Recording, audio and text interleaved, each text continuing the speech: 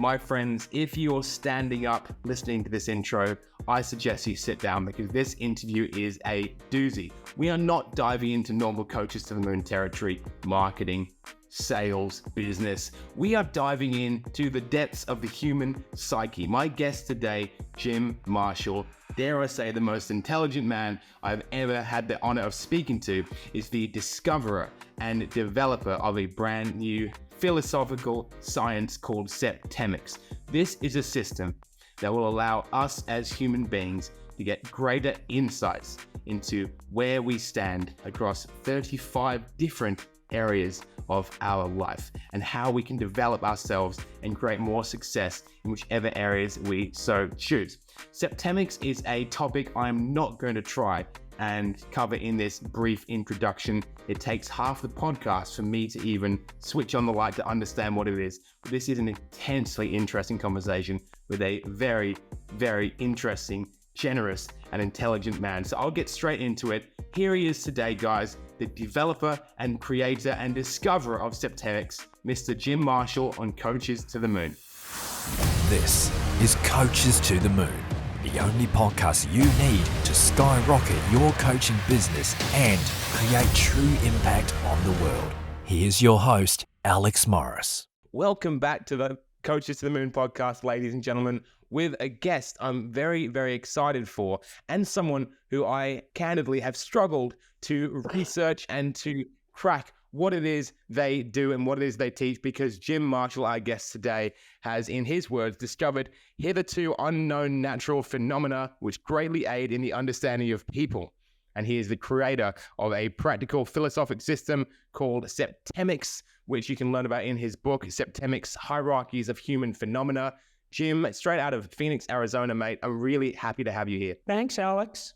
Excellent. So we've been having a chat, and you're described in my research here as a polymathic intellectual. So you're a smart fella. How was your schooling? How was your childhood and your teenage years with this big old brain of yours?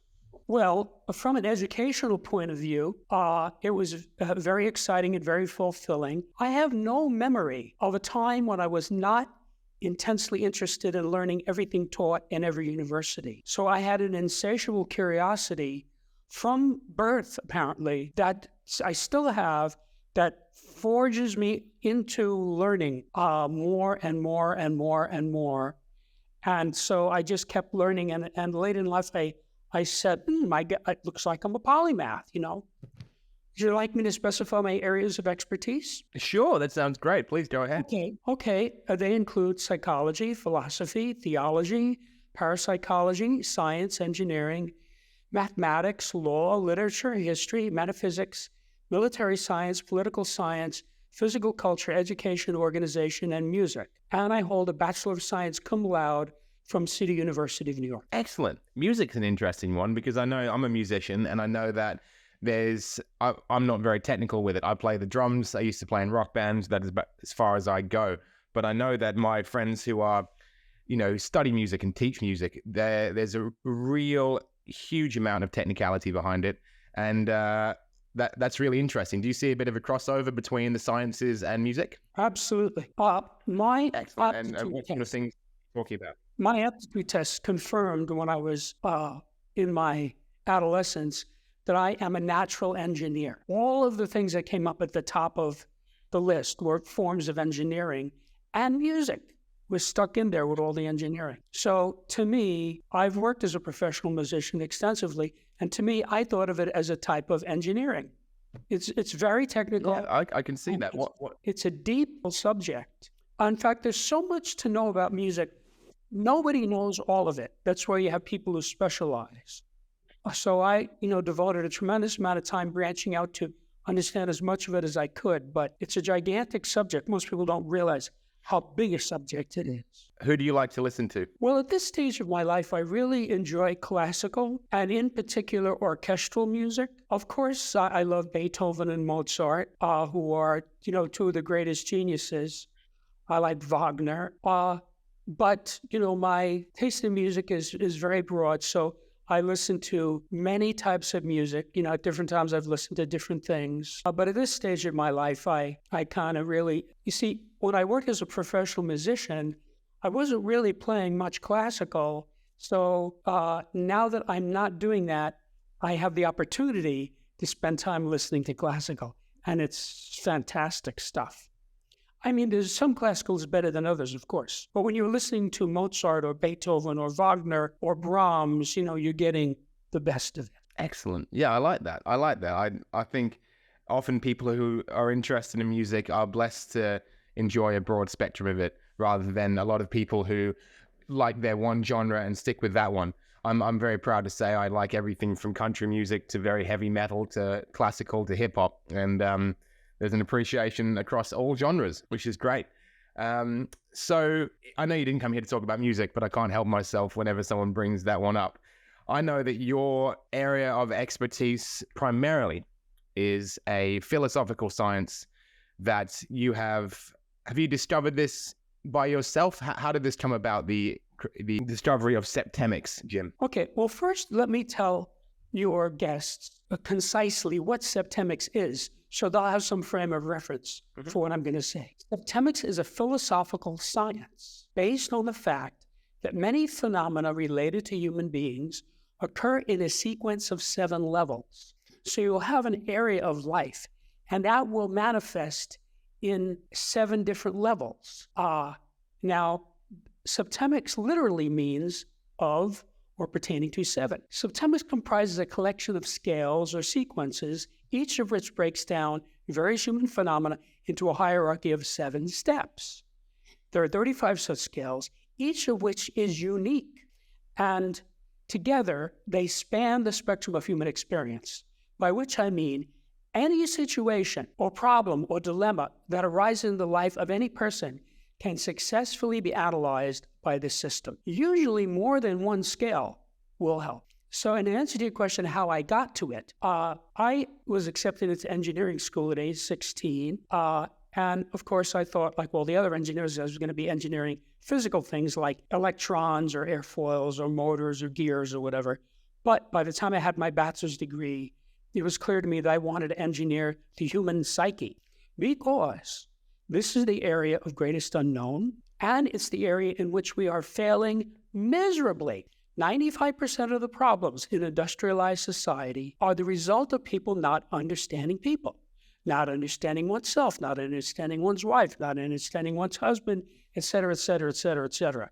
People really don't understand people. And incidentally, this goes for people in the mental health profession too. Now, I know a lot of psychology, and Septemics goes way beyond psychology, way beyond. So what happened was, to make a long story short, I had a long career as a human development engineer, using engineering principles to bring improvement one-on-one to my clients.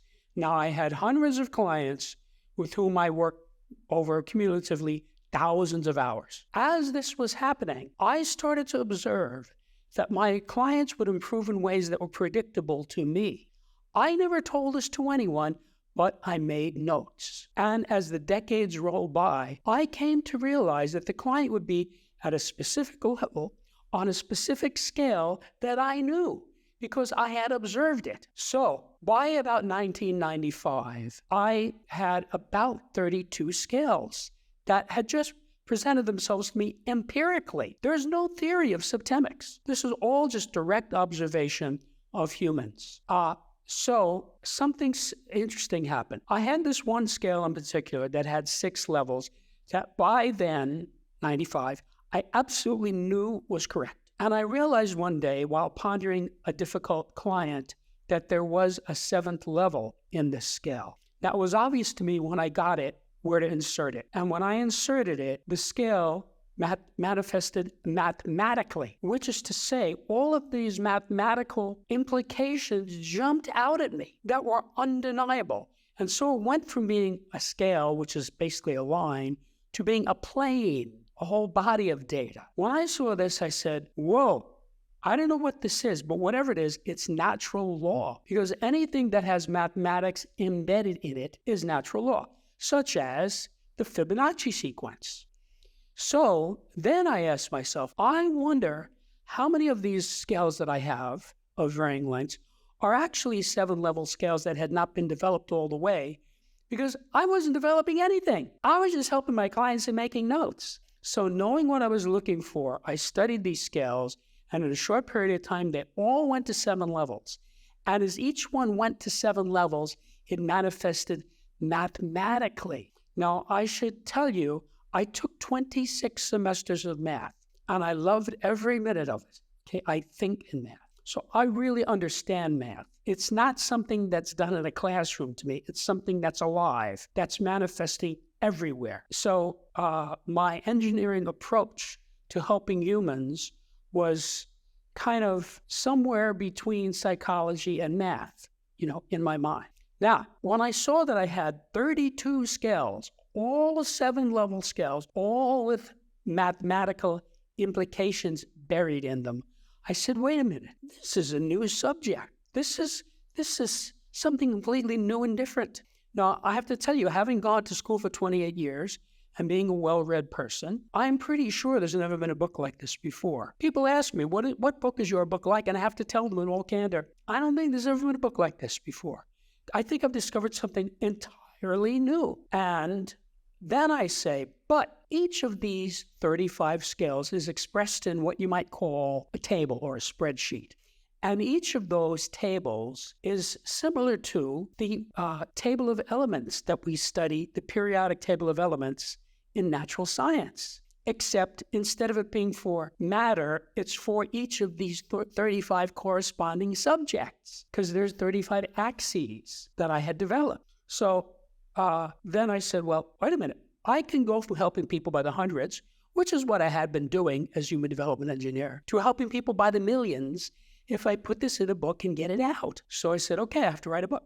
So the first draft was completed in December of '95, and I sent it to colleagues of mine, all of whom had graduate degrees in a variety of subjects.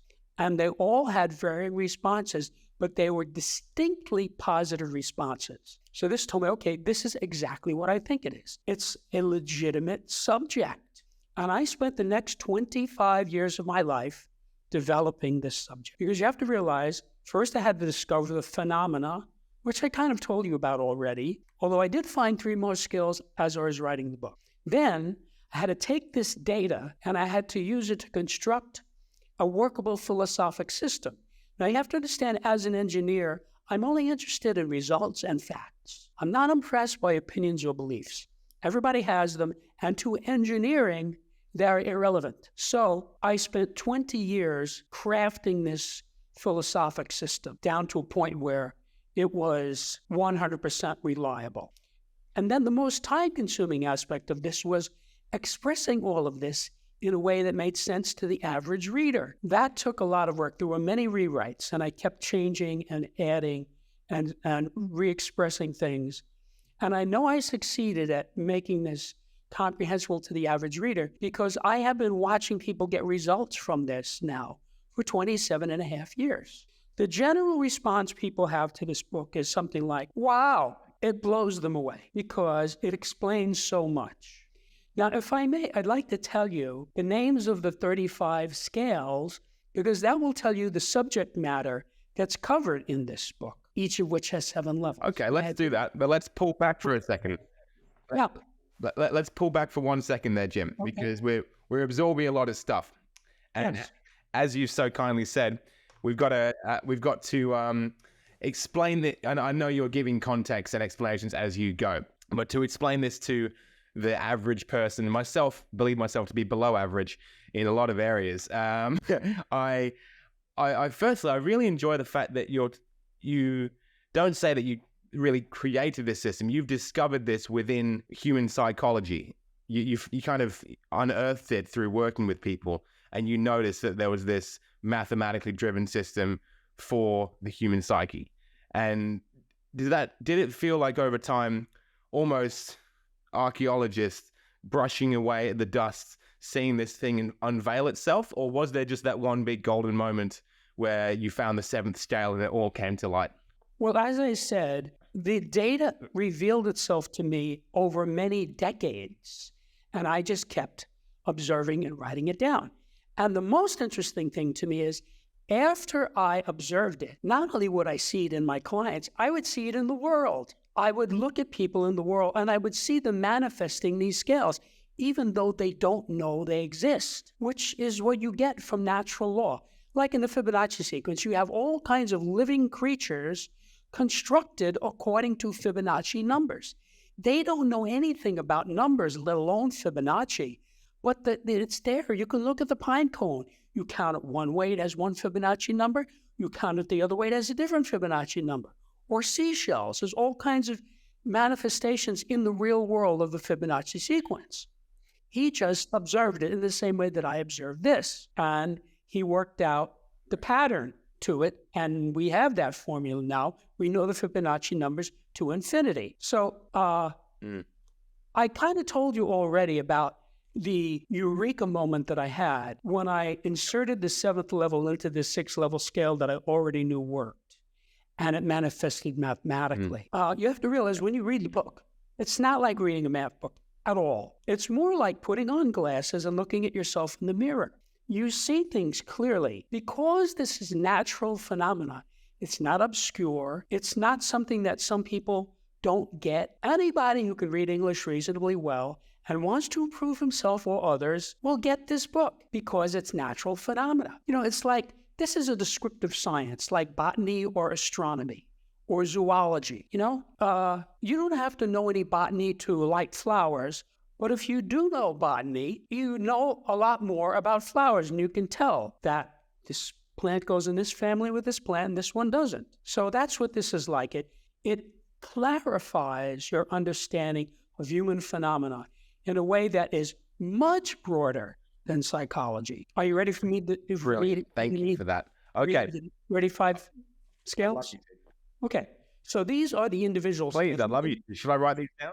No, you can, I'll be recording them so you'll have them. So then you can get them out of Brilliant. Anyway, these are the individual scales, meaning they apply primarily to individuals rather than groups. The scale of basic purposes, the scale of personal influence, the scale of choice, the scale of permeation, the scale of thought, the scale of identity, the scale of evaluation, the scale of motivation, the scale of control, the scale of stopping, the scale of scholarship, the scale of literacy, the scale of human ability, the scale of memory, the scale of spiritual identity, the scale of mental deletion, the scale of aberration, the scale of physical fitness, the scale of justification, the scale of belief, the scale of equanimity, the scale of attack, the scale of conflict, and the scale of reaction. And these are the group scales. The scale of relationships, the scale of life spheres, the scale of government, the scale of civilization, the scale of survival, the scale of management, the scale of exchange, the scale of communication, the scale of allegiance, the scale of sexuality, and the scale of politics. So each of these 35 subjects has a 7-level scale, which breaks the subject down into kind of a rainbow, where it goes from the highest level to the lowest level. And I have to tell you, every human being is at some level on every scale. Now, you can ignore that data, but it's much smarter to take advantage of it because it's just sitting there. Because when you find your level or another person's level, there is always an accompanying realization. You say, that's what's going on with Joe. He's at this level.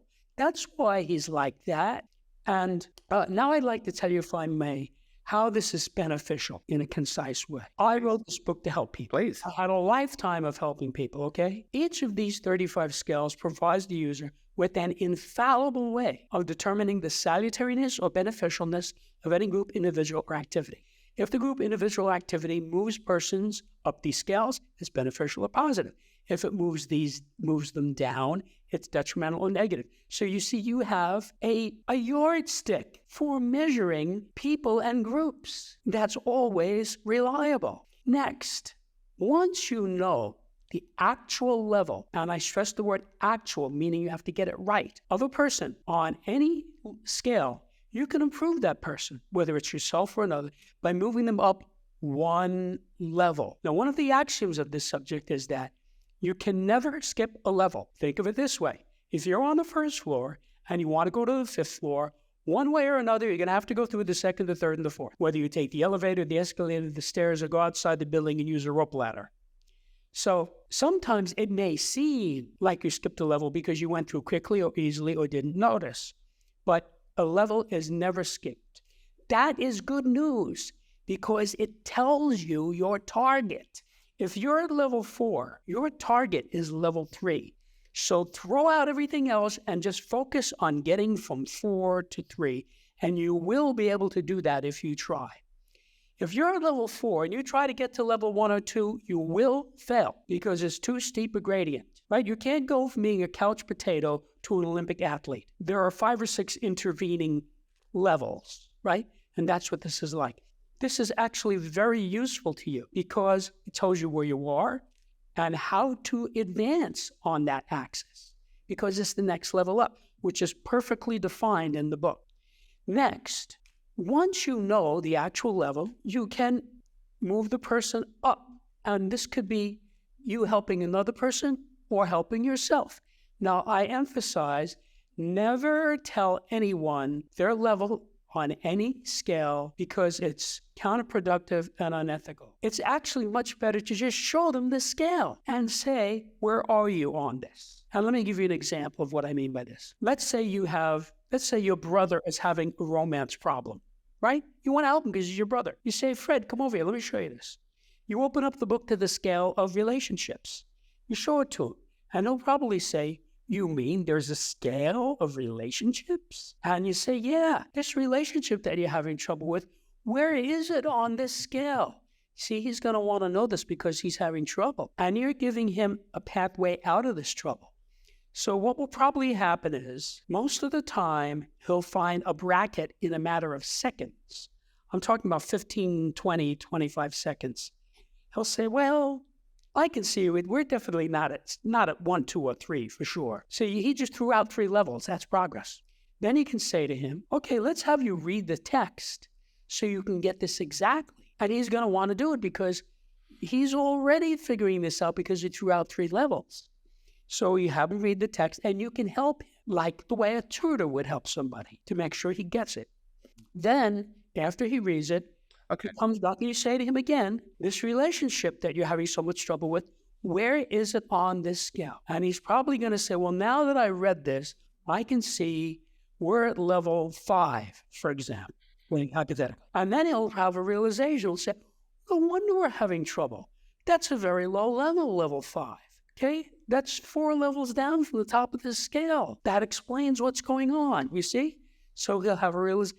That's one of the ways you know that he got it right. If he says to you, well, I think we're at level 4, and he does not voice a realization, say to him, look at it again. Look at it again. Where is this relationship? Think about it, okay?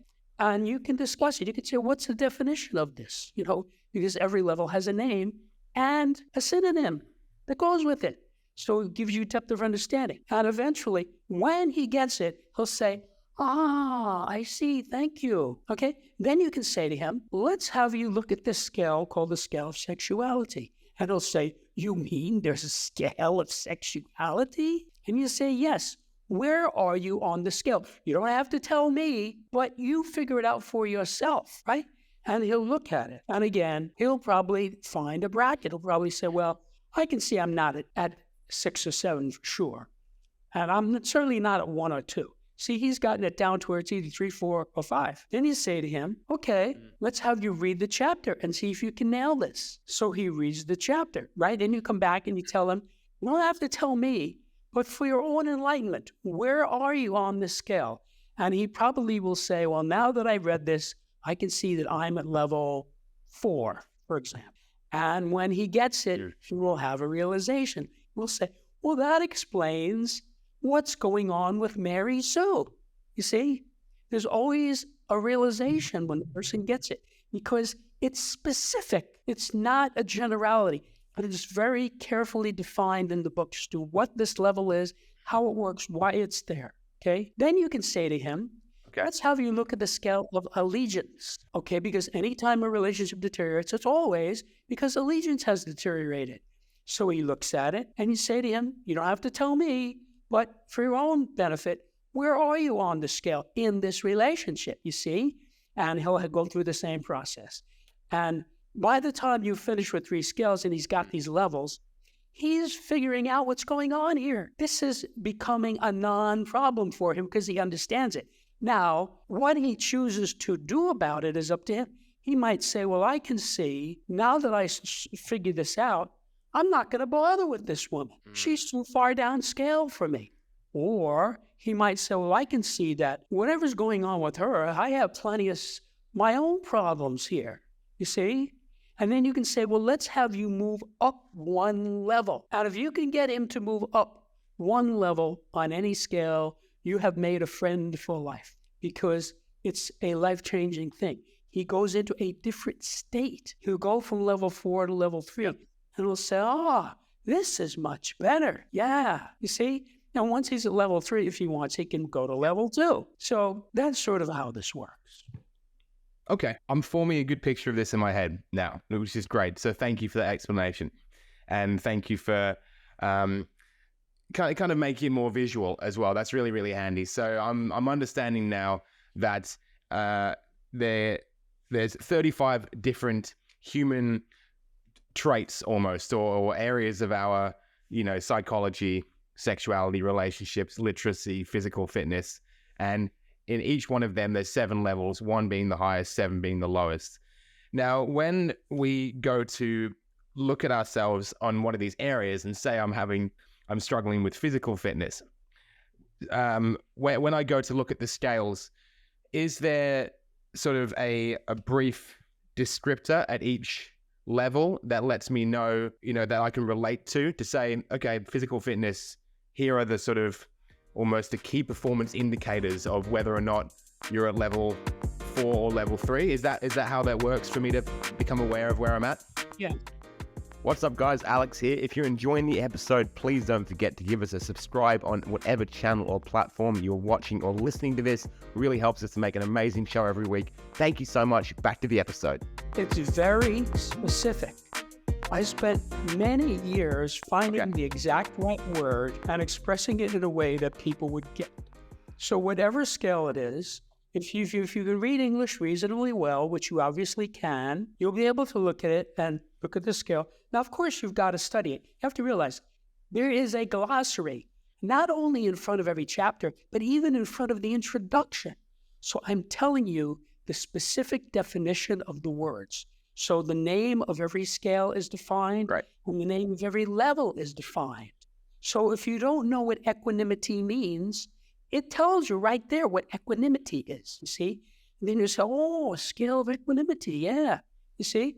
And then as you understand it, you can find your level. And when you find your level, there's always a realization, as I said. And the most powerful thing about this is that I have solved the gradient problem that has bedeviled humans for at least 6,000 years that we know of. Now, let me explain. Every good coach, therapist, facilitator in the world understands that you can only help a person by gradients. You can't, like, I've worked as a physical trainer. If some guy who weighed 100 pounds came to me and said, Jim, I want you to train me, I'd say, fine. I'm not going to tell him to go out and run 5 miles or give him a 100-pound dumbbell to lift.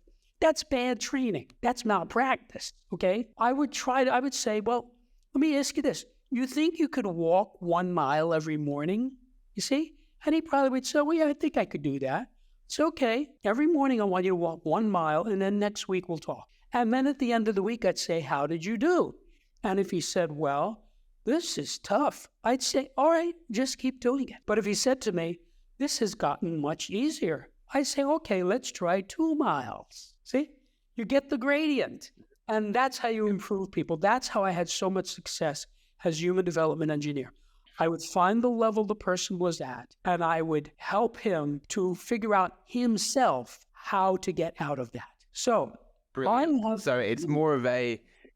Please, go ahead. Go ahead, Jim. You're on a roll. I have given you the gradients. So these are 35 maps for success. So, and if you think about what the 35 areas are, they cover human phenomena. Now, of course, again, I just want to say, This goes way beyond psychology. There's no scale of civilization in psychology. There's no scale of scholarship in psychology or anywhere else. I discovered these scales and I'm sharing them with people. So I actually tried for many years to fit this into some other niche. And I'm telling you, it can't be done because it's a separate subject. Actually, all of those subjects fit into this subject. And if you read the book, you'll see what I mean, because it goes into psychology, philosophy, history, mathematics. All these subjects get covered in this book, one way or another. So if you try to fit this book into a pre-existing niche, you will definitely fail. You will not understand the subject. So this is actually something much bigger than anything we've had before. It's comprehensive. And so when we're talking about human phenomena, this pretty much covers it all. Now, I'm not saying this is a replacement for all the other things. I mean, if you have a diagnosable mental illness, you need to get professional help, If you have something seriously wrong with you physically, you should go to a doctor, okay? I'm not saying it's replacing any of that. I'm not saying it's replacing the Diagnostic and Statistical Manual of Psychology. That's a perfectly legitimate book. I have my own copy of it. I study it. But this is something else. And because of the nature of my career and my polymathic background, I was able to see it for what it was. And I was willing to put 25 years into this because I wanted to help people. So I already knew in 1995 what this was. The challenge was to present it in a way that would help anyone who wants to help himself. Now, of course, there are people who don't want to help themselves or others. Psychopaths, sociopaths, war criminals, serial murderers, professional criminals. There's all types of psychotics. There's all categories of people who are not going to even read this book. And even if they did read it, they wouldn't understand it. And even if they did understand it, they wouldn't use it. Okay? It's not for those. It's for people who want to improve themselves and others. So, and I estimate that's about half the human race. I'm fascinated. I'm honestly fascinated. I went in confused. Now I'm understanding. And as you said, the more people figure it out, the more they want to know and the more questions they ask. Yeah. I've got a question which has been on my mind a little bit throughout this. And you mentioned that sort of there's level one is sort of the pinnacle of success in each of these areas. It's the top level you can be at. Yes. Now, you're as you said, polymathic, intellectual. You understand and have expertise in a lot of different areas. But a definition of success is obviously, in my mind, very much defined by context, by your upbringing, by where you live. And, success is defined in the West different to the East. Now, in your sense, would level one of success be universal to most humans on the planet? And would they agree with you that that is the pinnacle of success and that 7 is as low as you can go? Well, first of all, that is dependent on understanding the book. I mean, if a person doesn't understand the book, he's not going to get it, as is true for all subjects. I mean, there are people who have nutty ideas about all kinds of crazy things. I mean, the Nazis thought that Hitler was the greatest man in the world, literally. Mm. So, obviously they were really far off base. But, if you study the material, it's not that hard to get. But the main thing is, when you look at the scale, you see yourself and you see others. And let me tell you what I mean by that. Something that happens with this book is, you show a guy the book, right? He looks at it, he flips through it, right? He's looking at it. And it'll say, he's not thinking about, let's say, his mother at all, right? She's not in his mind. So he's going down this scale, he gets to level 3 and he says, wait a minute, this is my mother. This is exactly how she is. This describes her perfectly. His relationship with his mother just improved because he understands her better now. See? That happens all the time with this. I'll give you another example. About 22 years ago, I'm talking to a friend of mine. He didn't even know I was writing a book. We were just talking about politics and government, just the way guys do standing around, right? And I said, wait a minute, let me show you something. This book was in a transcript form. So I pull out the scale of government and I handed it to him. I did not say a word. I did not even say, look at the scale of government. I just handed him this piece of paper. So he took it and he looked at it for about 1 second and he pointed. He said, there, I'm right there. He found his level on that scale without my even suggesting that's what the scale was for. That's how easy this is to use. So let's say you invited me to your home to look at your garden, right? So I go into your garden. Oh, Alex's garden. He's got tulips. He's got peonies. He's got hydrangea. He's got roses, right? So I'm just seeing these things, right? And recognizing them. So that's sort of what this is like. You see it and you see it for what it is. Now, if you have a 4-year-old kid goes into your garden, doesn't matter what flowers you have, he doesn't know that this is called a hydrangea and that this is called a tulip, and they're completely different. He doesn't know that.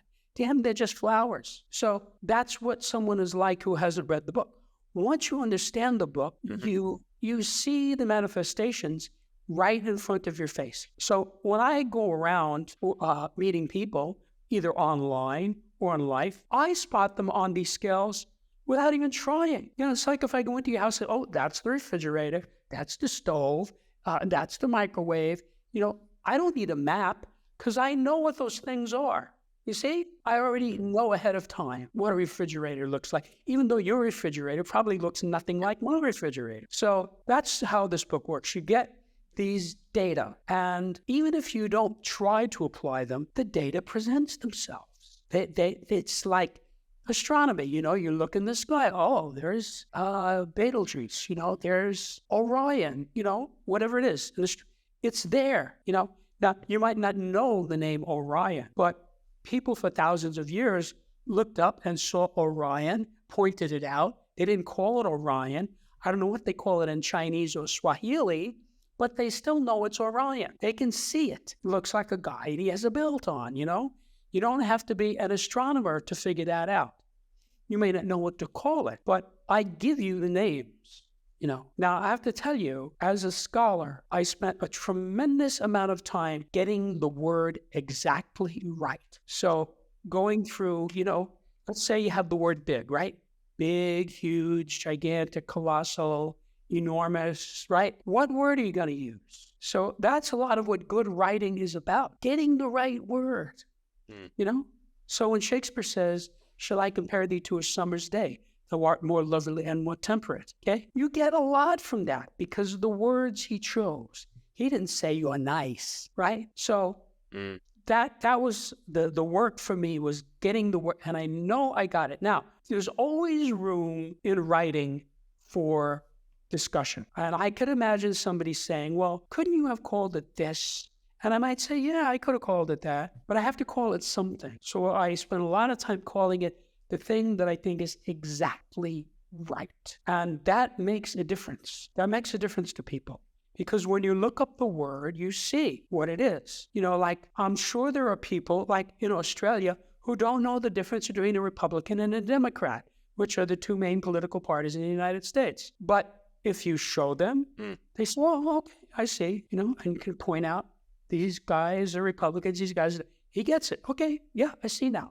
So now he can perceive what's going on. So that's how this works. So the main thing you need to know is that data in this book are vital for every human being and can help you to achieve your goals faster and easier by explaining what might otherwise seem to be inexplicable or random. If someone were to invite you to a rendezvous, you would certainly expect them to tell you the time, the date, the location, and probably how to get there. Needless to say, it's very difficult to get somewhere if you don't know where you are, don't know where you're going, and don't know how to get there.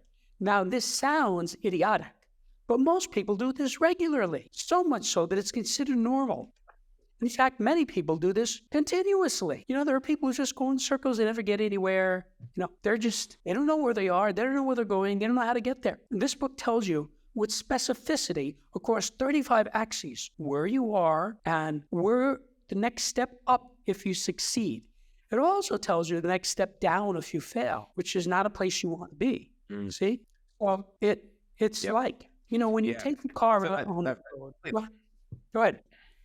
I was going to say, if you take your car out on the road, there's all kinds of signage, right? There's stop signs, red and green lights, double yellow lines, dotted lines, no left turn, no U-turn, but right? You better obey those rules. All kinds of terrible things can happen to you if you don't. I don't think I need to list all the bad things. You could kill somebody, okay? So that was what this book is like. It gives you the signage, of course, 35 axes. It tells you where the edge of the road is. So because of that, this book will definitely save you from catastrophes, disasters, dilemmas, divorces, bankruptcies. So I was saying that this book can save you from all kinds of terrible consequences because it forewarns you about certain types of people. You know, I bump into people now, either online or in 3 dimensions, and I'll spot this guy at some low level on some scale. And so my response is, I'm just not going to deal with this person. You know, have a nice day, and I move on to somebody else. It also tells you the opposite. It tells you people who you really want to be around. You know, like I have friends of mine who I was able to spot very high on some of these scales. And then I said to myself, this is somebody I want to have around me. This is somebody who's going to be an asset to me. And so I find that that's very reliable. You know, I say, yes, this is a good person, and we have a great relationship. So it really gets you to sort out the wheat from the chaff. So this subject, you sort of asked me about this before, and I did not give you a full answer. These skills apply to everyone across all demographic lines, be they gendered, racial, ethnic, historical, social, religious, cultural, economic, educational, professional, geographic, national, age, whatever. It applies to everybody. The people it doesn't apply to are people who are very downscale, and I mean that literally. So if you take somebody like John Gotti, who is the head of the Gambino crime family, who died in prison, it is a well-documented fact that he was an ignorant thug. And that's why the government was able to catch up with him, because he was dopey, and so they could outwit him.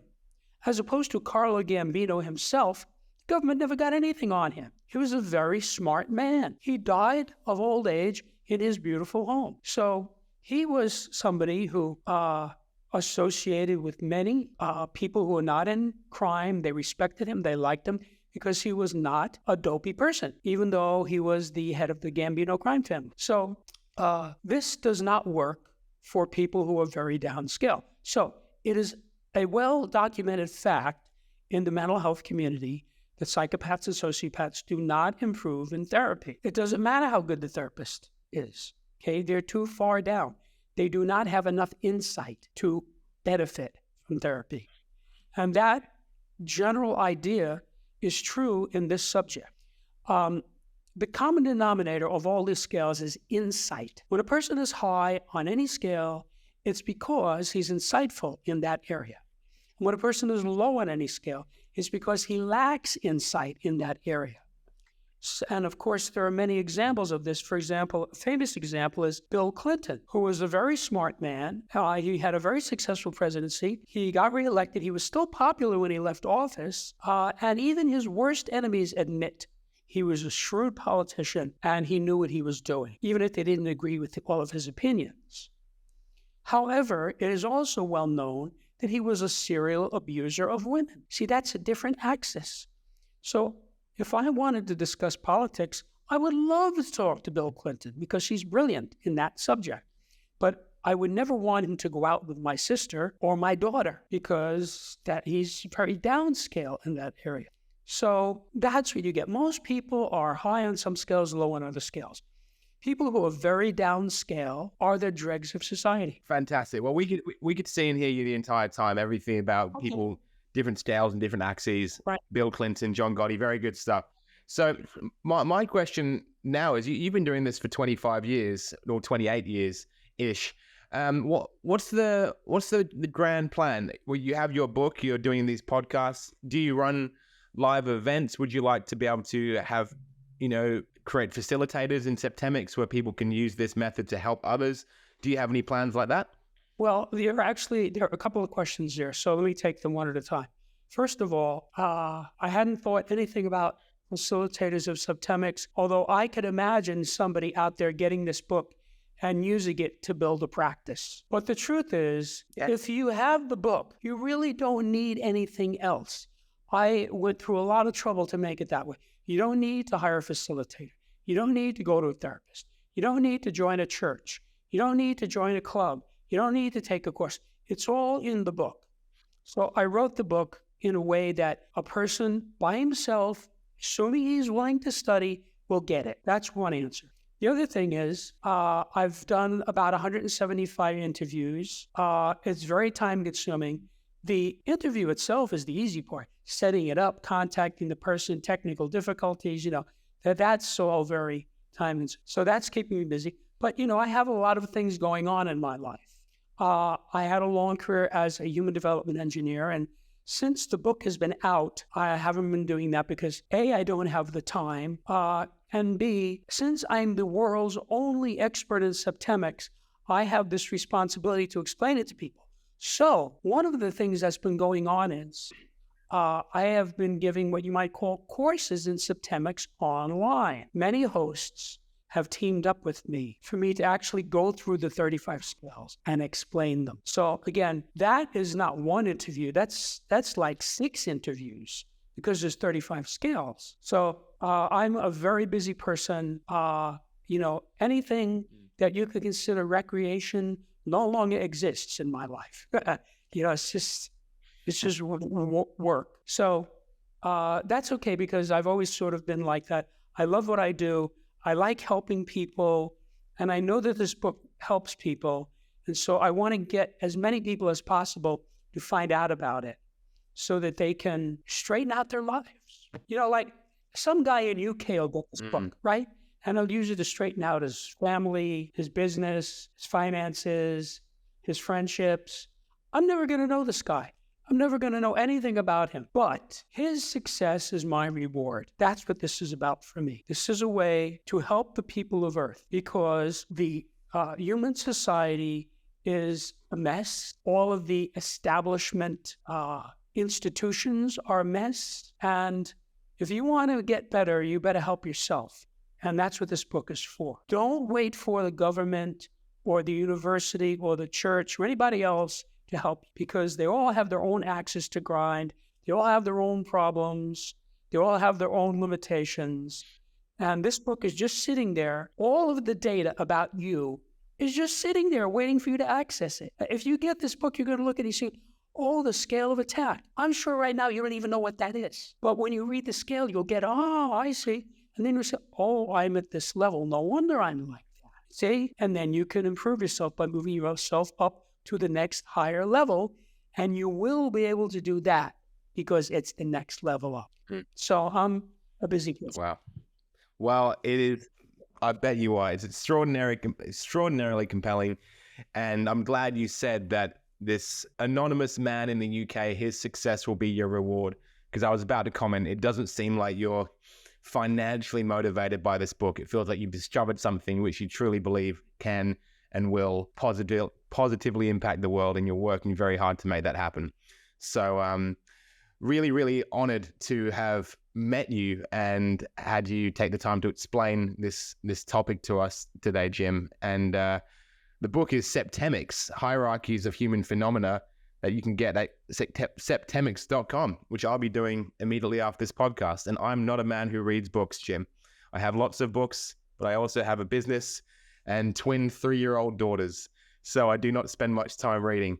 But this is one that I can absolutely confirm will be on my list for the next coming months. So any parting words for us, Jim? Because I know that you've got a lot of passion in this topic. Well, I just want to say, the more you use this book, the easier it is to use, because it requires some insight, which is why dopey people can't really use this. But it also develops insight. So when you find your level, your insight improves, you have a realization. Now you have more insight. And so as you go forward, there's this snowball of insight. You become more and more insightful. You see, you'll be reading the book and you'll suddenly say, Now I understand what's going on with Jack. He's at this level on this scale, you see? And that just keeps happening.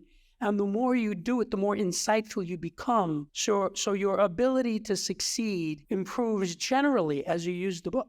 Yes. And also, your empathy, I imagine your relationships would improve enormously as you begin to understand people in a world where we don't often listen to people who disagree with us, where divides are growing faster than they are shrinking, and unity seems to be out the window on a lot of topics. Just understanding that someone else is where they are in their life for a certain reason, having more awareness over why people think the way they do and behave the way they do can be hugely, hugely important. And empathy and kindness will come from that. Patience for other people, and to use a word that you used earlier on in the podcast, more equanimity in life can surely come out of having this book at your disposal and this knowledge of other people and insights into why they are the way they are and why I am the way I am. It's really interesting, Jim, and I hope I have done you justice in my attempts to understand this concept today. And I think you've explained it really, really well, mate. Thank you so much.